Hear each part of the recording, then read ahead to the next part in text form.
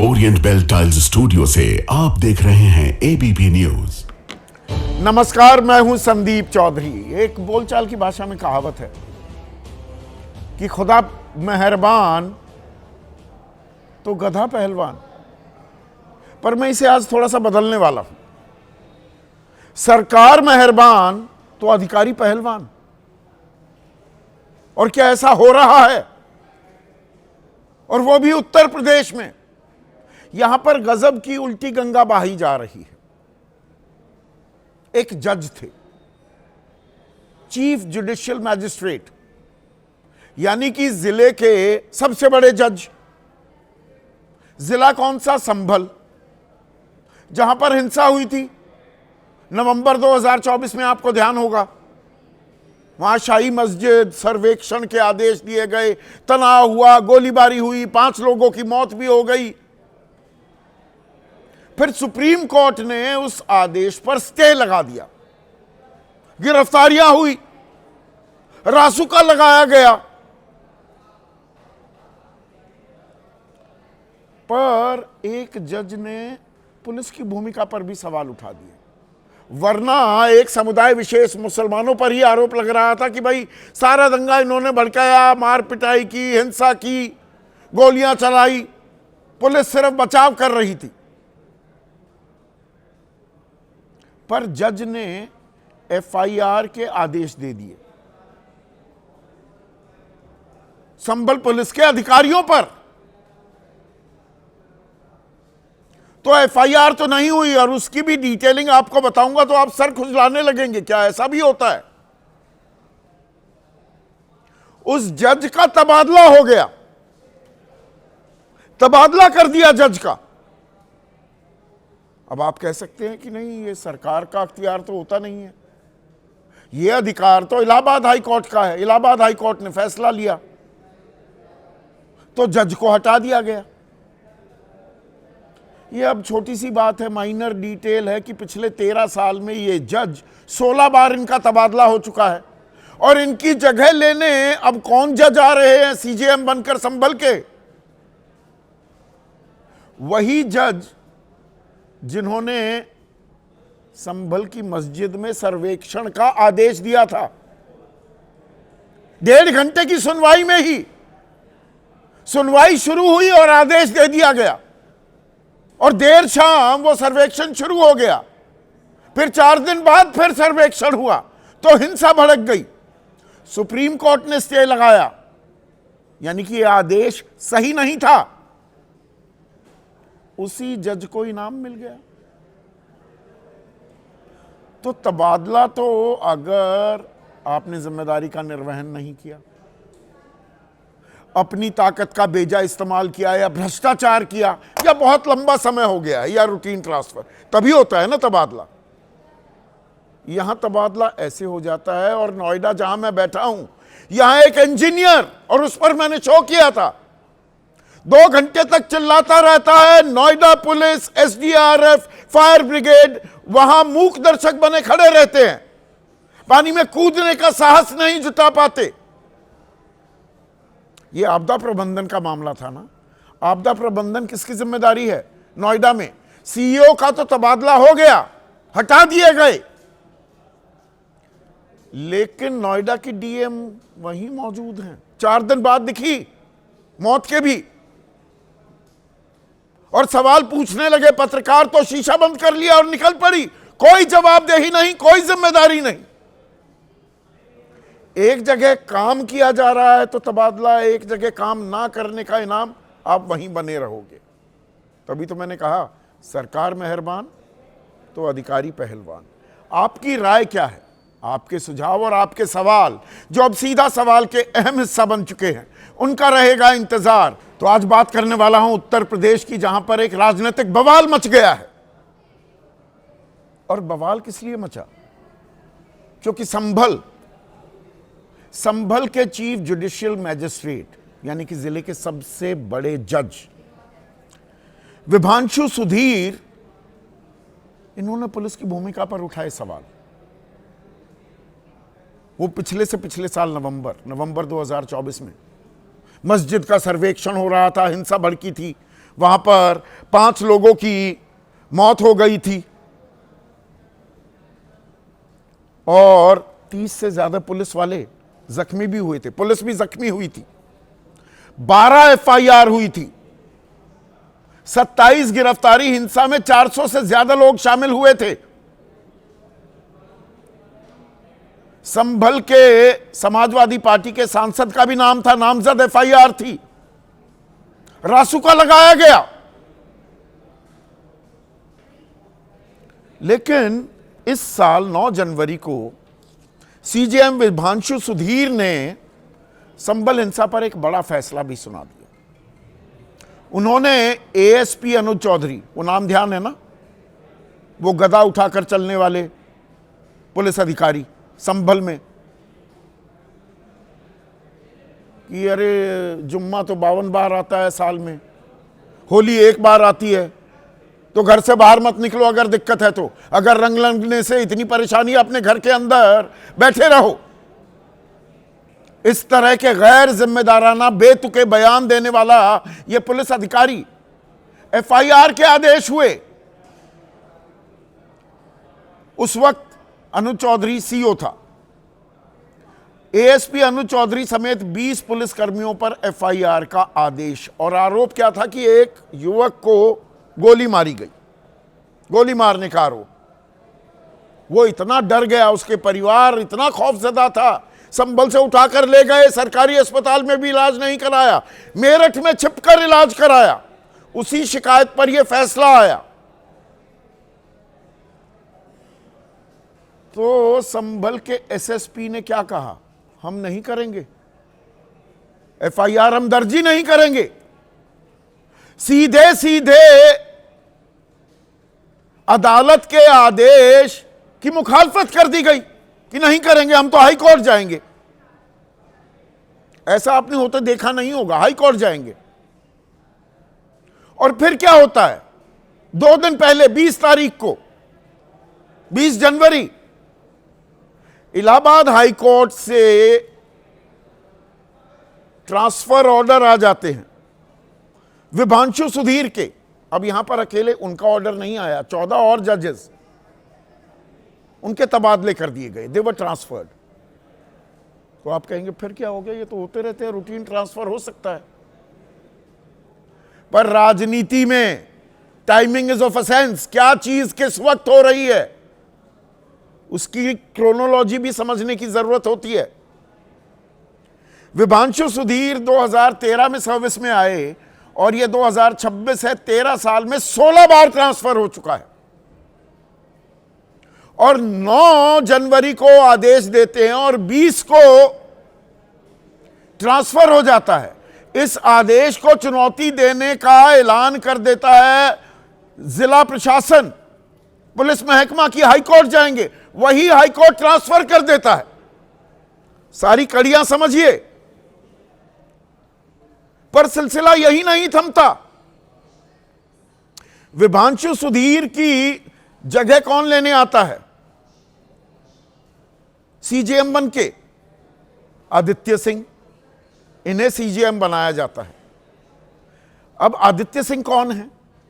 आदित्य सिंह वही शख्स हैं जिन्होंने 19 नवंबर 2024 को जामा मस्जिद वर्सेस हरिहर मंदिर केस में अपना फैसला सुनाया। सुनवाई शुरू हुई थी, पहली सुनवाई 1.5 घंटे के अंदर कहा सर्वेक्षण कर दीजिए, करिए, और डीएम और एसपी की मौजूदगी में होगा। 6:30 बजे शुरू हुआ शाम को सर्वेक्षण, और 24 नवंबर को दोबारा जाना पड़ा सर्वेक्षण के लिए, और हालात बेकाबू हो गए, हिंसा भड़की, जिसमें मैंने आपको बताया 5 लोगों की मौत हो गई, 30 पुलिसकर्मी भी जख्मी हुए। मैं फिर से ये बात दोहरा रहा हूं, हम पूरी जानकारी देते हैं, कभी आधी अधूरी जानकारी नहीं देंगे। उसी शख्स को सीजेएम बना दिया जाता है। मतलब इंटरेस्टिंग कोइंसिडेंस। और इसमें एक और बात, विभांशु सुधीर को सुल्तानपुर ट्रांसफर कर दिया जाता है और उन्हें बनाया जाता है एडिशनल सिविल जज। उन्हें वहां पर सिविल जज बना दिया जाता है, सिविल जज सीनियर डिवीजन।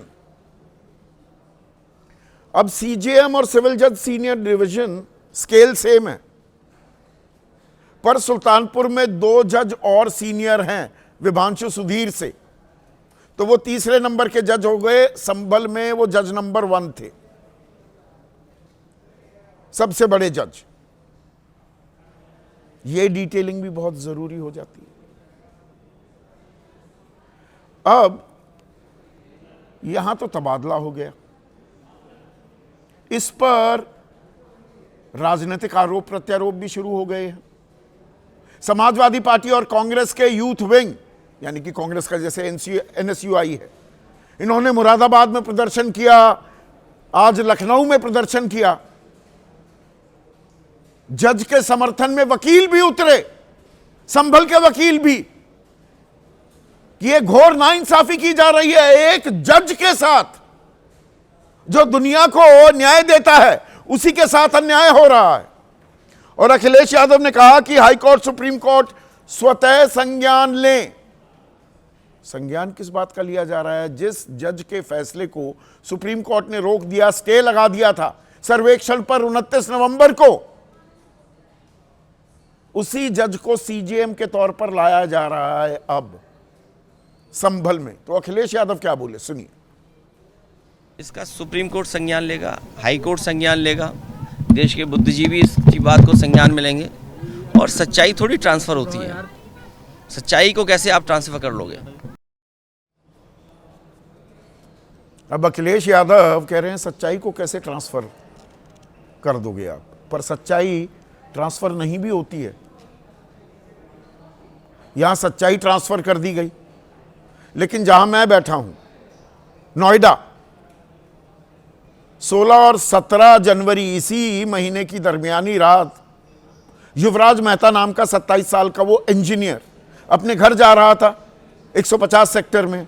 तीव्र मोड़ था, वहां पर बेसमेंट खुदी पड़ी थी, 2 साल हो गए थे, पानी इकट्ठा हो रहा था। एक ट्रक का भी एक्सीडेंट हुआ था वहां, जो हल्की फुल्की बैरिकेडिंग भी थी वो पहले ही टूटी हुई थी। कोहरा इतना घना कुछ दिखा नहीं, गाड़ी वहां पर घुस गई।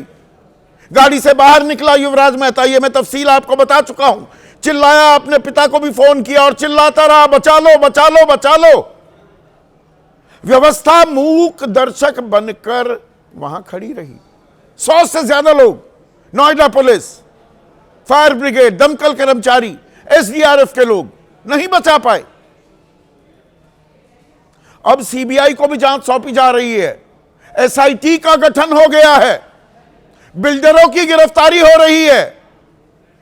एक जूनियर अधिकारी को निष्कासित कर दिया गया, निलंबित कर दिया गया, सीईओ को हटा दिया गया, नोएडा अथॉरिटी के सीईओ लोकेश एम को।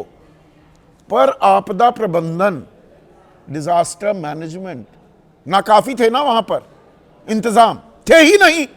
एसडीआरएफ मूक दर्शक बन के बैठा रहा, वहां रस्सियां ही नहीं थी कि 70 फीट लंबी रस्सी चाहिए। पूरा प्रशासन, उसकी पोल खुल गई।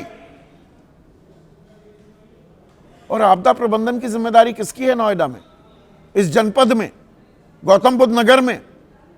डीएम की, मेधा रूपम की। 4 दिन तक डीएम दिखाई नहीं दी, पर किसी ने कोई जवाबदेही तय ही नहीं की।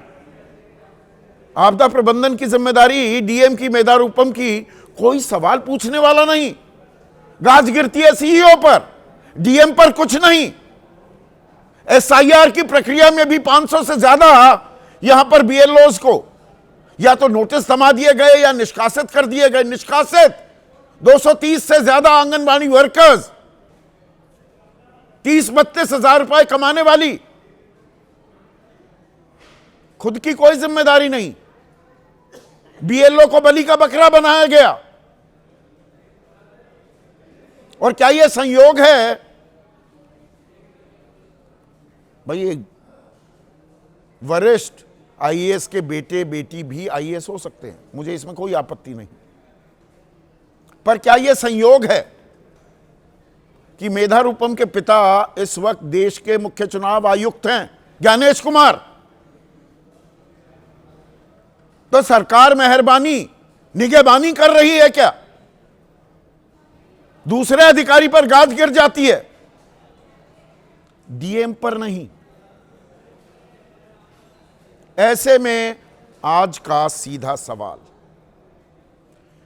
पुलिस पर उठाए सवाल, जज का इस्तीफा तत्काल, ये तत्काल सर्विस हो गई शुरू कि सवाल उठाओगे तो इस्तीफा हो जाएगा, तो तबादला हो जाएगा। और सरकार मेहरबान, अधिकारी पहलवान। और यहां आपको बता दूं, 2000 में सब इंस्पेक्टर के तौर पर अरुण चौधरी ने यूपी पुलिस ज्वाइन की थी और स्पोर्ट्स कोटा से आए थे। पहलवान को इन्वर्टेड कॉमा मैंने इसीलिए रखा भी है। चर्चा में मेरे साथ बीजेपी की तरफ से प्रोफेसर सौरभ मालवीय हैं, कैबिनेट मंत्री हैं, वरिष्ठ नेता हैं, खुद उनकी पार्टी है निषाद पार्टी, उसके सर्वे सर्वा डॉक्टर संजय निषाद, वो भी हमारे साथ जुड़ेंगे।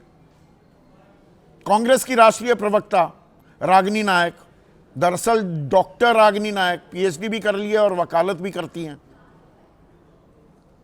समाजवादी पार्टी के राष्ट्रीय प्रवक्ता मनोज काका, विनोद अग्निहोत्री वरिष्ठ पत्रकार हैं, किसी परिचय के मोहताज नहीं है। डॉक्टर संजय निषाद भी जुड़ चुके हैं। लेकिन पहले मैं शुरुआत करने वाला हूं एक खास मेहमान से, क्योंकि हम अदालतों की बात कर रहे हैं। तो पटना हाई कोर्ट के चीफ जस्टिस रह चुके हैं justice IA Ansari, justice Iqbal Ansari, वो मेरे साथ जुड़ गए हैं। जस्टिस अंसारी, कुछ बातें मैं दर्शकों की सुविधा के लिए क्लैरिफिकेशन चाहूंगा। जो विभांशु सुधीर का तबादला किया गया, ये तो इलाहाबाद हाई कोर्ट ने किया है और उन्हीं का अख्तियार, उन्हीं का अधिकार भी होता है।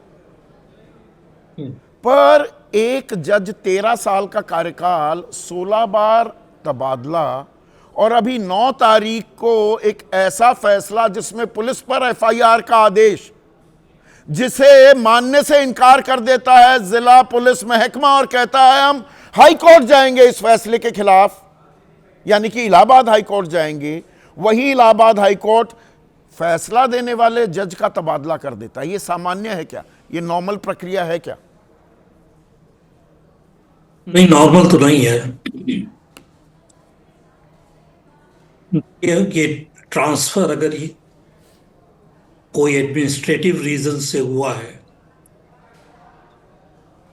तब भी ट्रांसपेरेंसी की डिमांड यही होगी कि लोगों को पता लगे कि ट्रांसफर क्यों हुआ है, क्योंकि नॉर्मल नहीं है, it's an abnormal thing. So something which is abnormal needs to be explain whoever is responsible. अब इस केस में ये बड़ी ताज्जुब की बात है कि आपका ऑफिसर एक ऑर्डर देता है और पब्लिक परसेप्शन ये हो जाए कि आपको इस ऑर्डर देने की वजह से आपका ट्रांसफ़र हो रहा है।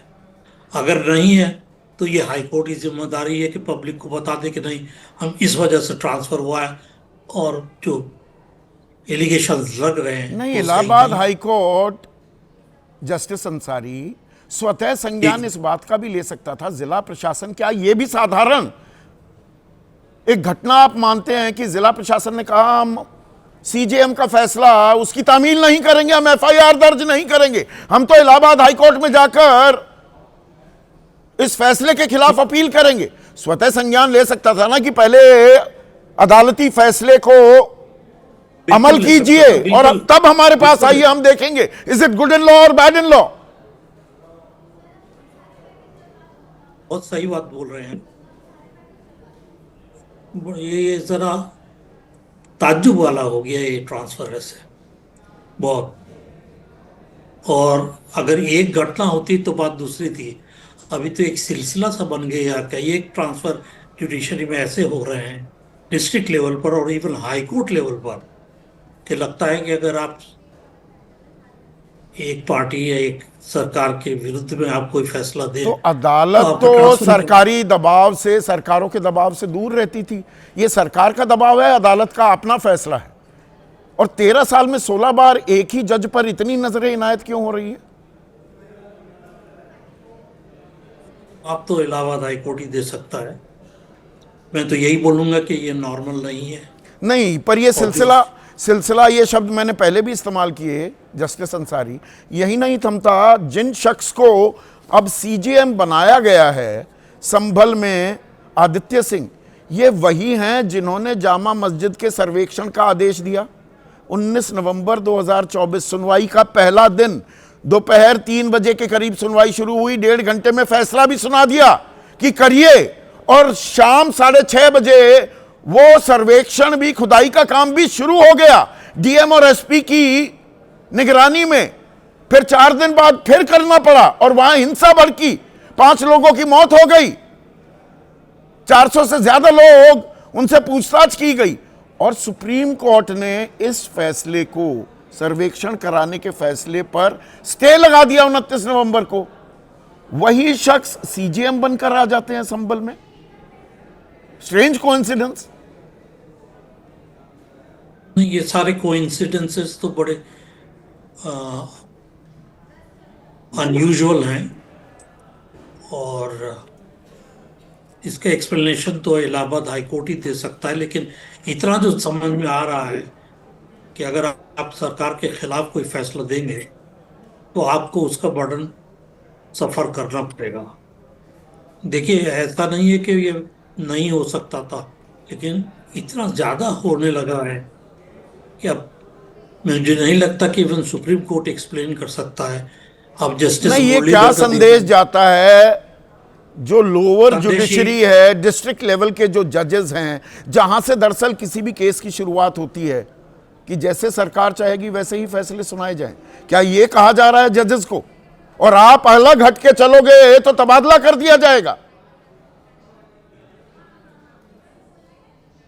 ऐसे जो जुडिशियल ऑफिसर्स हैं उनको प्रोटेक्ट करने की रिस्पॉन्सिबिलिटी है हाई कोर्ट की। यहाँ तो उल्टा हो रहा है ना, बजाय इसके कि उनको प्रोटेक्ट किया जाए, उनके अगेंस्ट में ऑर्डर्स हो रहे हैं और ट्रांसफर हो जा रहा है। अखिलेश यादव कह रहे हैं कि हाई कोर्ट, सुप्रीम कोर्ट स्वतः संज्ञान लेंगे। इस तरह से सच्चाई ट्रांसफर नहीं की जा सकती, पर ये तो हो रही है ट्रांसफर। हाई कोर्ट का ही आदेश है, ये फैसला तो मतलब ये ट्रांसफर ऑर्डर्स कहां से आए हैं? इलाहाबाद हाई कोर्ट से। तो क्या सुप्रीम कोर्ट पर ही अब सारा दारोमदार है?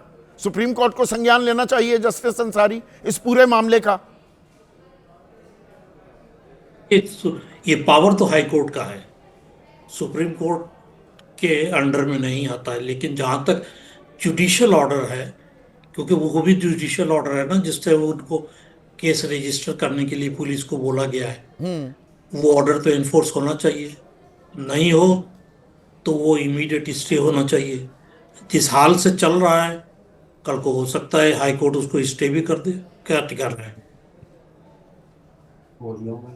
क्योंकि पुलिस के स्टैंड ये है कि इस विषय में ऑलरेडी इंक्वायरी हो चुका है, इसलिए एफआईआर की जरूरत नहीं है। ये फैसला तो पुलिस का नहीं हो सकता। जब कोर्ट को पावर है एफआईआर रजिस्टर करवाने का, और जब कोर्ट ने डायरेक्शन दिया है तो एफआईआर जरूर रजिस्टर होना चाहिए। तो अनयूजुअल ये शब्द आपने 4-5 दफा इस्तेमाल किया है।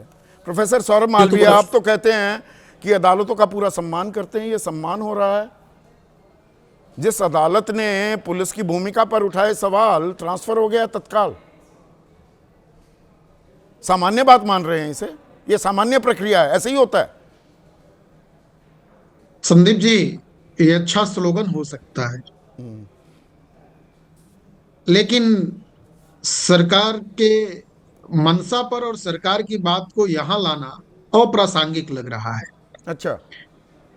क्योंकि जो कोर्ट के स्वतंत्र डिसीजन होते हैं, उसकी प्रशासनिक कार्य प्रणाली होती है, उस पर सरकार प्रश्न खड़ा करे या सरकार दबाव बनाए, ये राजनीतिक बयान हो सकते हैं। अपने छोटे स्वार्थों के लिए राजनीतिक दल कह सकते हैं, विपक्ष का ये धर्म। अच्छा, आप इसे बिल्कुल साधारण सी बात मानते हैं कि जिस जज ने पुलिस पर एफआईआर का आदेश दिया उसका ट्रांसफर हो जाता है और उसकी जगह लेने वाले शख्स वही थे जिन्होंने ये सर्वेक्षण का आदेश दिया था जिसे सुप्रीम कोर्ट ने रोका था? नहीं संदीप जी, जज का ट्रांसफर होना उस केस से क्या लेना देना है भाई? अच्छा, केस से नहीं लेना देना। कोर्ट की प्रशासनिक कार्य प्रणाली है। अब बेहतर तो कोर्ट ही बताएगा कि भाई वो क्यों अपने प्रशासनिक फेरबदल की लिस्ट कब जारी की, उसमें कितने मतलब लोगों आप के हमें बिल्कुल ही पूरा इतना नादान समझते हैं कि ये दिख नहीं रहा कि हो क्या रहा है। इसमें आपके मन में, पत्रकारिता आपने भी की है प्रोफेसर साहब, सिखाते भी हैं, ये होता है ऐसा, नजरअंदाज कर दिया जाए, इसमें कोई शको शुबा, किसी सवाल की गुंजाइश नहीं दिखती है आपको? संदीप जी, इसमें संभावनाएं दिखती हैं, विपक्ष का रोना दिखता है, विपक्ष का कहना दिखता है, लेकिन कोर्ट की, न्यायालय की कार्य प्रणाली को हम मॉनिटरिंग करके कहें कि तुम लिस्ट जारी करते समय हमें बताओ भाई। अच्छा, मतलब ये भी साधारण, मैं ये शब्द जानबूझकर इस्तेमाल कर रहा हूं आज, ये भी साधारण सी बात मानते हैं कि एक जज का फैसला आता है और संभल का पुलिस महकमा, वहाँ का कप्तान कह देता है हम आपका फैसला नहीं मानते, हम तो हाई कोर्ट जाएंगे, हम एफआईआर करेंगे ही नहीं। देखिए संदीप जी, ऐसे भारत में और भारत की न्याय प्रणाली में हजारों उदाहरण मिलते हैं। अच्छा, ऐसे उदाहरण जहां पर वह फिर से दोबारा कोर्ट की अपील, कोर्ट के निर्णय को अपील करते हैं, जाते हैं, ऊपर की कोर्ट में जाते हैं, उच्च स्तरीय कोर्ट में जाते हैं, और ये स्वतंत्रता है जाने की, लेकिन कौन जा रहा है इसके अच्छा, लिए, कौन? एफआईआर दर्ज करने के मामले में भी ये होता रहता है ये? नहीं, मैं इस बात को नहीं कह रहा हूं। मैं क्या कह रहा हूं कि जिस पर आदेश आता है वह ऊपर की अदालत में अपनी बात रखने जाता है। अब वो क्यों जा रहा है, क्यों गया, जाना चाहिए कि नहीं जाना चाहिए, ये उसकी अभिव्यक्ति है ना, ये उसकी स्वतंत्रता है ना। हम गदा उसके लिए लेकर हनुमान बने घूम जाता है पुलिस अधिकारी, बयान की 52 जुम्मे आते हैं, होली एक बार आती है, पदोन्नति होती है, सर्कल ऑफिसर से एएसपी बना दिया जाता है, उसी इलाके में तैनाती रहती है, थोड़ा मुरादाबाद पास में भेज दिया जाता है, और जिस जज ने फैसला दिया था उसी जज को अब सीजेएम बना दिया जाता है, ऑल पावर फॉर कॉज। देखिए संदीप जी, इन दोनों चीजों के दो अधिकारी हैं, ये अलग अलग है, दोनों को आपने मिला दिया। अच्छा, मिला दिया। एक प्रदेश की कानून व्यवस्था से प्रशासनिक, प्रदेश सरकार की सरकार सुरक्षा कवच बनी हुई है क्या अपने लाडले, अपने दुलारे पुलिस अधिकारियों को बचा रही है सरकार?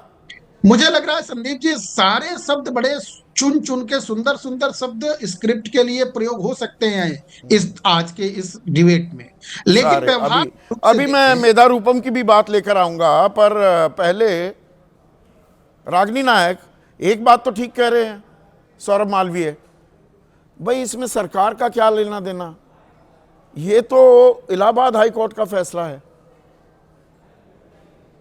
ट्रांसफर करना, तबादला करना उनका अधिकार है, कोई सरकार थोड़ा आती है इसमें। संदीप जी, मैं तो दो टूक बात कहूंगी और मैं ये कहकर शुरू करूंगी कि सत्ता के मद में चूर हैं इस वक्त योगी आदित्यनाथ। घमंड, अहंकार, गुरूर जो है वो उनके सर चढ़कर बोल रहा है, और इससे बड़ा दुर्भाग्य और कुछ नहीं हो सकता कि एक मुख्यमंत्री जो अपने आप को योगी कह रहा है, का दोनों का पतन और दोनों का ह्रास हो रहा है। तो जो जनता आसमान पर वो बिठाती है ना, ये आसमान तू अपनी बुलंदियों पे जो इतना इतराता है, भूल जाता है कि जमी से ही नजर आता है। तो वही जनता बहुत जल्दी राजनीतिक रूप पर जमींदोज भी करती है। आपके मूल प्रश्न पर आती है, आपने बहुत सटीक तरीके से, बहुत बेबाकी से कुछ तथ्य सामने रखे, अब उनको एक बार हम तुलनात्मक दृष्टिकोण से देख लें तो दूध का दूध और पानी का पानी हो जाएगा कि ये महज संयोग है या भारतीय जनता पार्टी की सरकारों के प्रयोग हैं।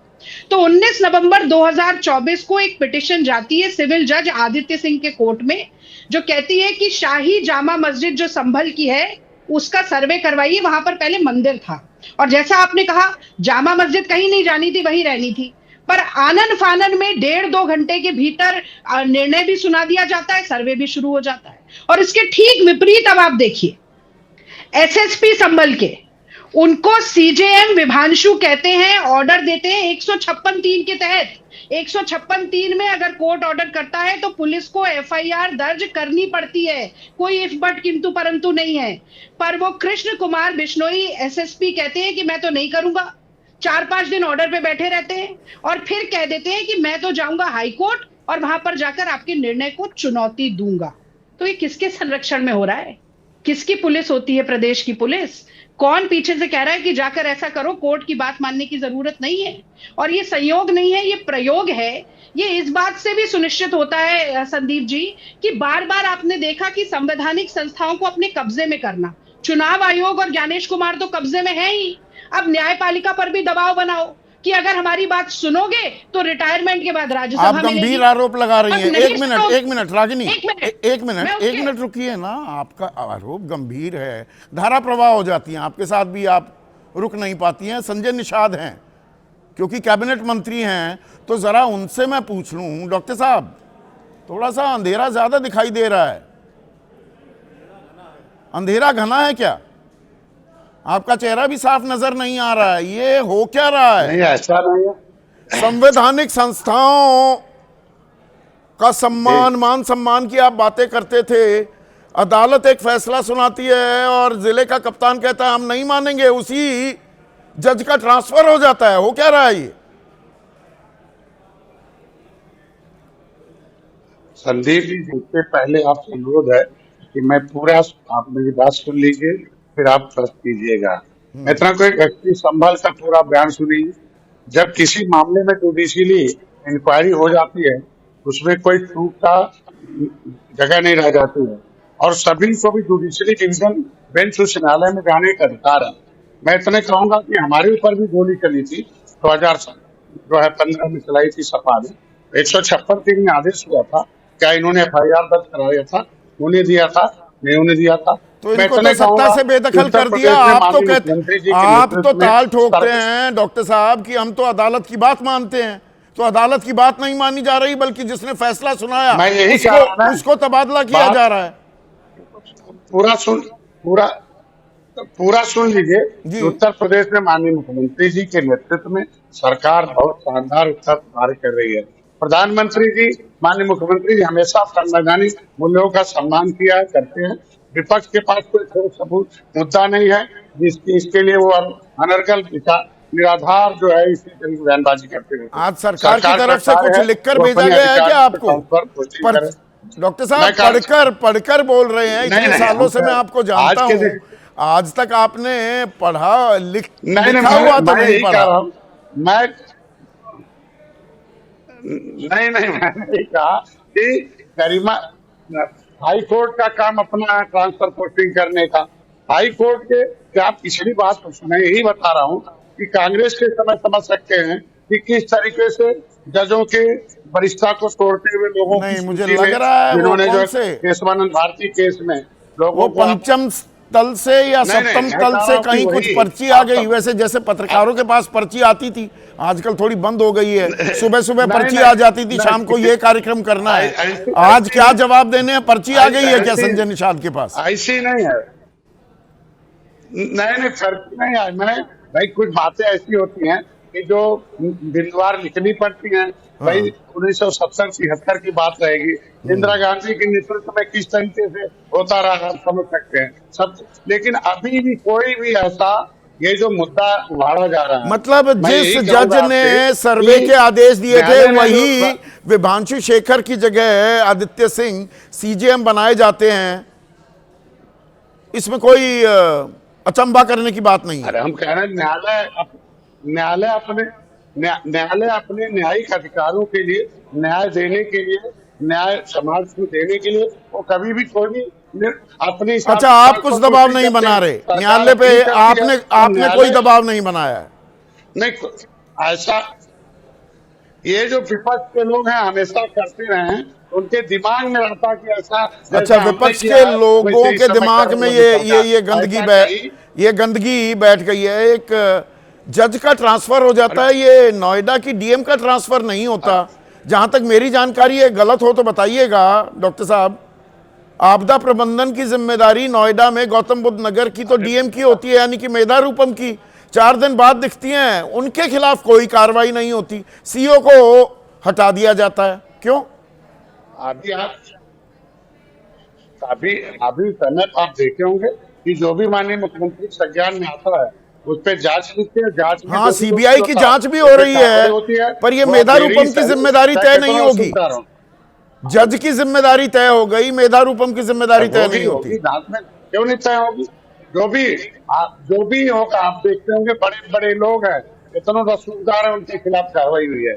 हमारी सरकार में है, पहले एजेंसियां संरक्षण देती नहीं, ये थी, कुछ अब अधिकारी एजेंसियां मतलब संभल सजा दिलाने में संभल में ऐसा क्या मिला हुआ है? कोई प्रयोगशाला वहां पर स्थापित कर दी है? कुछ अधिकारी वहां से हिलने का नाम नहीं लेते। एसएसपी हो, सीईओ की बात कर रहा हूं, जो एएसपी बन गए, मुरादाबाद गए, आ जाएंगे इधर ही। अरे जज भी वही, वो लोग बदल नहीं रहे हैं। हम कह रहे हैं कि जो अधिकारी शांति व्यवस्था करने में आगे रहेगा उसको लगाया जाएगा, जो अनुभवी रहेगा लगाया जाएगा। हम तो शांति व्यवस्था, अनुभवी अधिकारी हैं, हम सबको सम्मान करते हैं, तो चाहे हिंदू हो चाहे मुसलमान हो। इनके समय में शुक्रिया डॉक्टर संजय निषाद। यानी कि अनुभवी जो तजुर्बेकार अधिकारी हैं उनको लगाया जा रहा है संभल में, तो इसमें परेशानी क्यों हो रही है विपक्ष को? ये सवाल पूछ रहे हैं। मैं पहले रागिनी आपके पास आऊं, उससे पहले शीतल इस पर जवाब देना चाहेंगे? कुछ अधिकारी वहीं संभल में ही टिके हुए हैं सालों से।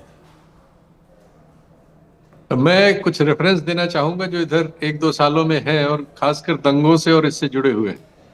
सबसे पहले अडानी साहब के मामले में राजस्थान की एक कोर्ट ने उन पर 1400 करोड़ के या 14 करोड़ के जुर्माने का एक आरोप लगाया था। कोर्ट ने उसमें संज्ञान लिया और जांच के आदेश दिए। उन जज साहब का, विनोद कुमार गुप्ता का, अगले दिन तबादला हो गया। उनको कमर्शियल पद जो सुनवाई कर रहे थे उससे हटा दिया गया।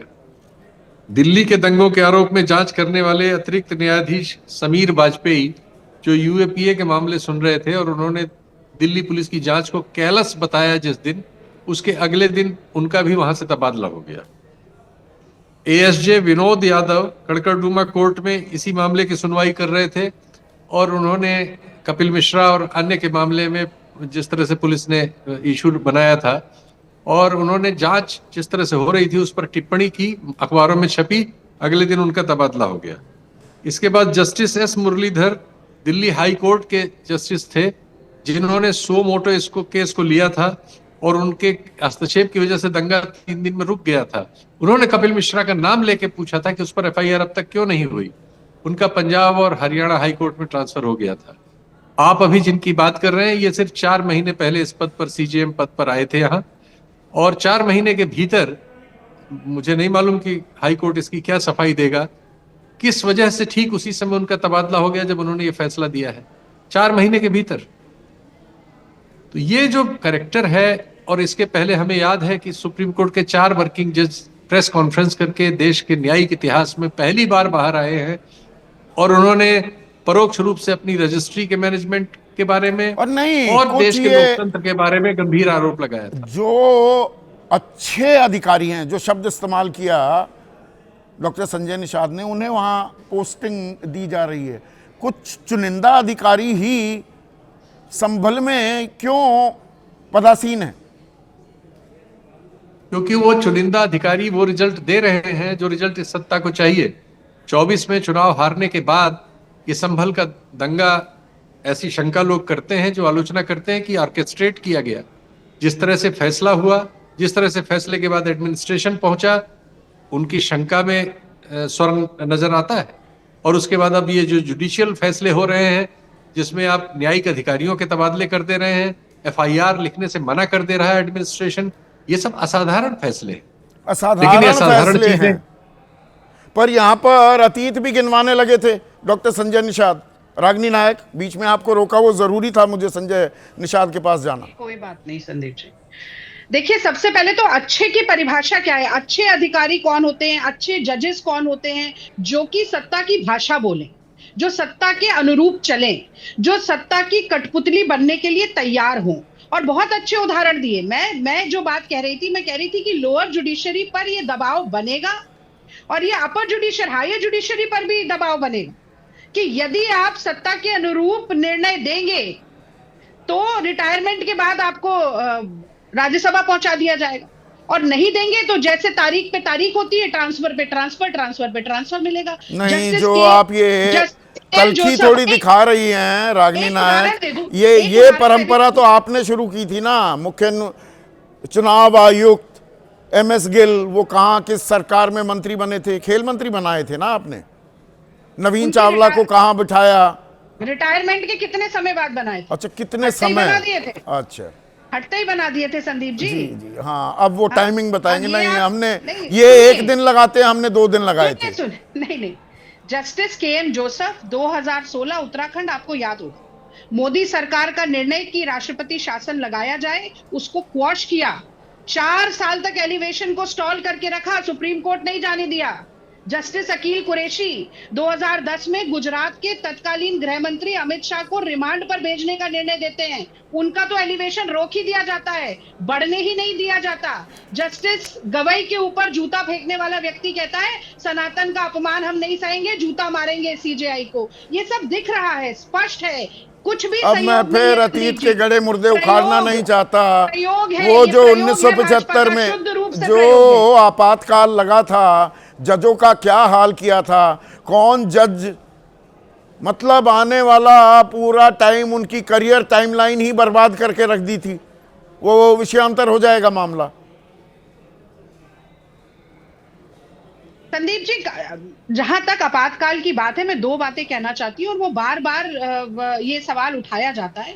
आपातकाल के लिए श्रीमती इंदिरा गांधी जी ने स्वयं खेद प्रकट किया था, नहीं किया था तो मुझे बता दीजिए।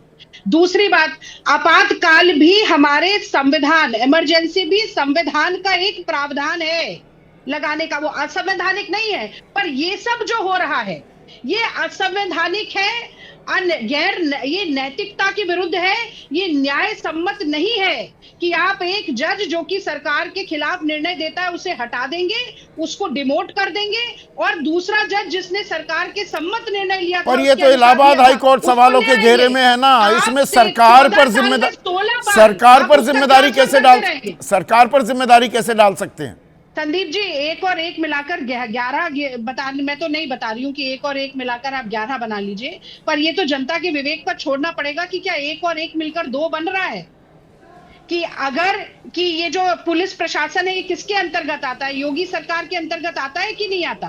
तो 156(3) के तहत अगर FIR दर्ज करने को जज कहेगा, और अगर पुलिस का SSP बोल देगा कि नहीं मैं नहीं करूंगा, जबकि उसके नीचे के अधिकारियों ने गोली मारकर एक मासूम लड़के की जान ली, हत्या की, तो किसके संरक्षण में ये सब हो रहा होगा? ये तो मैं समझती हूँ कि बहते पानी की तरह साफ है, लेकिन इसको कहने की हिम्मत कितनी पुरजोर तरीके से की जा सकती है, वो आप जैसे पत्रकार और हम जैसे प्रवक्ता ही कर सकते हैं, हर किसी के बस की बात नहीं। मनोज काका, सरकार मेहरबान तो अधिकारी पहलवान होते जा रहे हैं। बिल्कुल, सरकार मेहरबान है, अधिकारी पहलवान है, तभी तो आपने मेधारूपम की बात उठाई। वो जो युवराज की जिसकी हत्या हो गई, हत्या कहिए, वो हत्या मैं तो कह रहा हूँ व्यवस्था ने हत्या की है। मैंने जिस दिन शो किया, मौत नहीं हुई है युवराज की, मैंने उस दिन बोला था व्यवस्था ने मार डाला, हत्या कर दी उसकी। तो जो अगर सरकार में इतनी ही नैतिकता है तो NDRF SDRF 12 बजे के बाद 2 बजे पहुंच गई और 4:30 बजे तक वो पानी में उतरी। 2 घंटे बाद तब तक युवा की जान चली गई थी। और NDRF SDRF की संवैधानिक प्रमुख जिले की DM होती है, और जिले की DM मेधारूपम है। तो योगी आदित्यनाथ में अगर इतनी नैतिकता और धर्म के प्रति और सत्य के प्रति रुचि बची है तो उसे क्यों नहीं सस्पेंड कर देते? सस्पेंड करके नैतिकता का बड़ा उदाहरण प्रस्तुत करते। बात यहाँ यह है कि मेरे लहजे में जी हजूर ना था, वरना कोई कसूर ना था। जिस जुडिशियल मजिस्ट्रेट ने विवाद बढ़ाया, संभल के सर्वे का आदेश दिया आदित्य सिंह ने, जो मुख्यमंत्री का स्वजाति है, उसको आपने CGM बना दिया। और जिस CGM ने ये आदेश दिया कि नहीं, एक युवा की हत्या हुई है और CRPC की जो 156(3) के तहत जो जज आदेश करता हो, पुलिस की आख्या मांगता है कि यह घटना घटी है कि नहीं, बस इतनी बात मांगी जाती है और पुलिस के आख्या के बाद जज निर्णय देता है। ये मैं आपको लीगल बात बता रहा हूं, चूंकि हम लोग भी वकील हैं। और इसके बाद भी किसी ने अगर आपके कानून व्यवस्था पर, ध्वस्त होती हुई कानून व्यवस्था पर, रूल ऑफ लॉ पर सवाल उठाया तो उसको आप सीजीएम से आप सिविल ये जज बना कह रहे देते हैं, फिर और जो आप विवाद वकील बढ़ाता हैं है, मनोज, उसको आप CGM वकील बना भी देते हैं, तो इतना तो जानते हैं सरकार थोड़ा किसी जज का तबादला कर सकती है। वो तो इलाहाबाद हाई कोर्ट ने किया है। क्या आप आरोप लगा रहे हैं कि नहीं, सरकार के कहने पर इलाहाबाद हाई कोर्ट ने ये तबादला इसको अंजाम दे दिया? ये आप बहुत अच्छा सवाल पूछ रहे हैं। जो जजों का जो ट्रांसफर होता है वो registrar general of high court करता है। जो डिस्ट्रिक्ट जजों का जो ट्रांसफर होता है और जो registrar general of high court होता है, उसमें उसके नियुक्ति में सरकार की कंसेंट ली जाती है। ये सब जानते हैं। इसलिए जो सरकार चाह रही है वही हो रहा है, वही हो रहा है। सरकार चाह रही है। योगी आदित्यनाथ जी कोई भारत के संवैधानिक पुरुष थोड़ा है, वो मनुवाद के सबसे बड़े समर्थक है। वो अपना एक काम 11 साल में एक काम नहीं बता सकते, एक सड़क नहीं बता सकते, एक्सप्रेसवे नहीं बता सकते, एक नौकरी नहीं बता सकते, एक विश्वविद्यालय नहीं बता सकते, कुछ नहीं बता सकते। वो कुछ सिर्फ नहीं हिंदू बता मुसलमान कर सकते। 2022 में फिर से सत्ता पर काबिज हो गए। थोड़ा बहुत आपको जो थोड़ी सांस लेने लायक हालत बनी वो तो लोकसभा चुनाव में बनी, वरना योगी आदित्यनाथ आपको लगातार हराते आ रहे हैं। देखिए योगी आदित्यनाथ कैसे हराते आ रहे हैं। ये जब देश का मुख्य कमिश्नर क्या कर रहा है, चीफ इलेक्शन कमिश्नर क्या कर रहा है, आप देख रहे हैं। एक तरफ तो उनको बहन बेटियों की वीडियो नहीं जारी कर सकते जब सबूत की बात आएगी, और जब बीएलए की बात आएगी तो उनका नाच करके दिखा देंगे। नरोत्तम तो पाठक हैं, हरदोई वासी हैं। ये सवाल लीजिए वापस पीसीआर। निर्वाचन आयोग का नरोत्तम पाठक हैं, हरदोई वासी हैं, आप ही के सूबे के हैं। वो कह रहे हैं समाजवादी पार्टी की सरकार में जिस तरह से कुछ अधिकारियों पर मेहरबानी थी, वैसी ही तस्वीर बीजेपी सरकार में दिख रही है। आपसे सीख रही है योगी सरकार। देखिए हमारी सरकार में किसी अधिकारियों पे कोई मेहरबानी नहीं थी। गुण और दोष के आधार पर अधिकारियों की नियुक्ति होती थी। कहीं कोई घटना घटती थी, राष्ट्रीय अध्यक्ष जी तुरंत उसका अगर जो लोग जिम्मेदार होते थे उनके खिलाफ वो तो कड़ी से कड़ी आपको भी कार्रवाई पता है, हमें पता है। ये अलग बात है, वो जो आपके फेवरेट थे, आप सोचते थे हमारे अधिकारी हैं, बाद में वो नजदीकी हो गए योगी आदित्यनाथ के, आपको छोड़कर वो योगी आदित्यनाथ के नजदीकी हो गए। सरकार में जो जानते हो आप सारे नाम, मैं भी जानता हूं। वही पूरी सरकार चला रहे हैं योगी आदित्यनाथ की। आप अवस्थी तो हमारे यहाँ भी एमडी थे, आज देखिए क्या किस पद पर है, और राष्ट्रीय अध्यक्ष जी के खिलाफ किस किस तरह का षड्यंत्र रचते हैं। तो कई अधिकारी हैं जो अच्छे काम कर रहे हैं। सहगल हमारी सरकार में भी थे, योगी आदित्यनाथ जी के भी सरकार में थे, उन्होंने अच्छा काम किया। हमारे यहाँ एक्सप्रेसवे बना, 21 महीने में 304 किलोमीटर का एक्सप्रेसवे बनवाया। उस कृत्य के लिए तो कम से कम उनको साधुवाद हम लोग दे सकते हैं। अब मोहिउद्दीन हैं, कानपुर वासी हैं, आप ही के इलाके के हैं, तो आपसे ही ये सवाल पूछता हूं।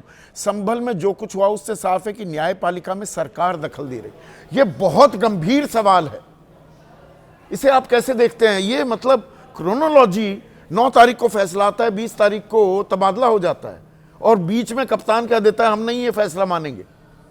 देखिए अभी चीफ जस्टिस साहब का जब हम बात कर रहे थे, जो है पटना हाई कोर्ट के रिटायर्ड चीफ जस्टिस, तो वो कह रहे थे इस बात को कि एफआईआर दर्ज होनी चाहिए थी। कोर्ट जब देता है आदेश, एफआईआर दर्ज करनी चाहिए, उसके बाद फिर आप मतलब जो है हायर कोर्ट में अपील करें, वो क्वेश भी हो सकती है।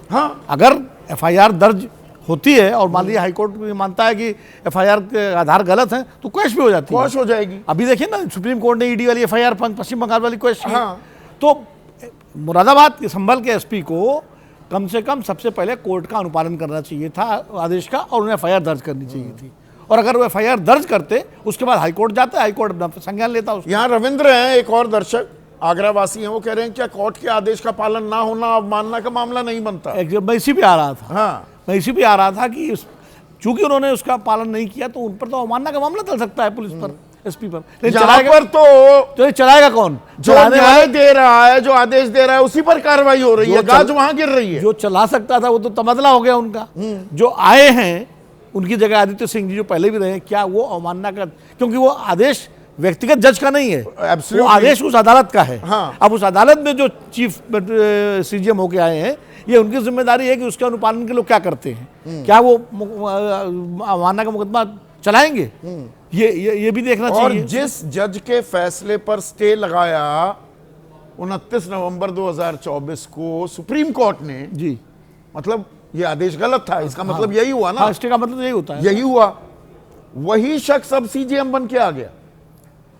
अब ये तो हाई कोर्ट के जो रजिस्ट्रार हैं, जिनके बारे में बता रहे थे कि वो ट्रांसफ़र करते हैं, कि तो उनको स्पष्ट करना चाहिए। और दूसरा जो इनका जज साहब का तबादला हुआ है, चूँकि 15 तबादले हुए हैं, करीब 1500 तबादले, तो माना जा रहा है कि भाई रूटीन में तबादला हुआ है, ऐसा पेश किया गया है। लेकिन रूटीन 4 महीने पहले यहाँ पर आए थे। तो रूटीन में तबादला 2 कारणों से होता है। हाँ। या तो समय हो गया हो पर्याप्त, हाँ, या इतनी कोई गंभीर शिकायत हो जो समझा जा रहा हो कि कोई ऐसा काम हुआ है जो उनकी पद के अनुरूप नहीं है।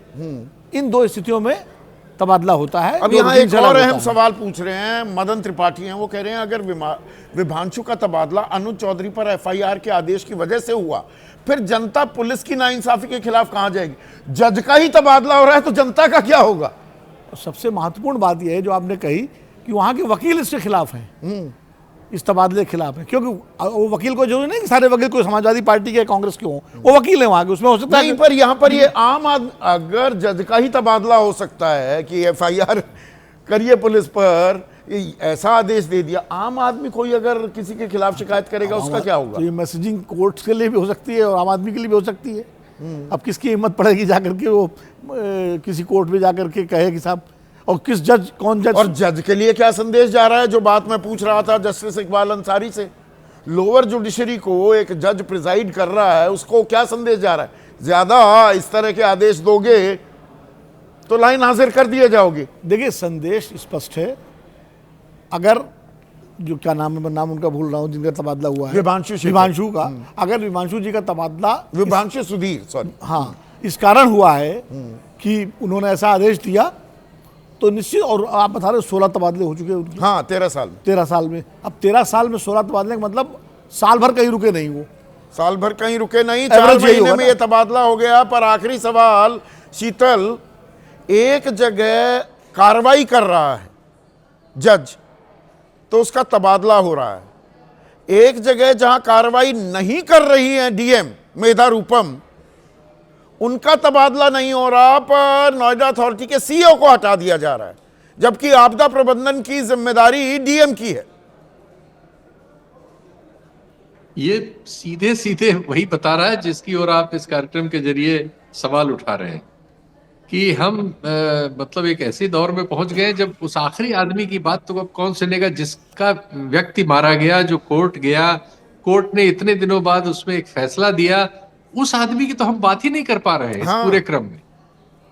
तो वो जो सवाल आपके यहाँ किसी दर्शक ने पूछा है, वो सबसे बड़ा सवाल है आपके इस सवाल का, कि अब सामान्य आदमी के लिए क्या है? जब जज का ही तबादला हो जाए तो आम आदमी कहां जाए? सत्ता मेहरबान, सरकार मेहरबान तो अधिकारी पहलवान, तो आपका मेरा क्या होगा और कौन करेगा हमारा कल्याण? सोचिए इस बारे में। आज इतना ही।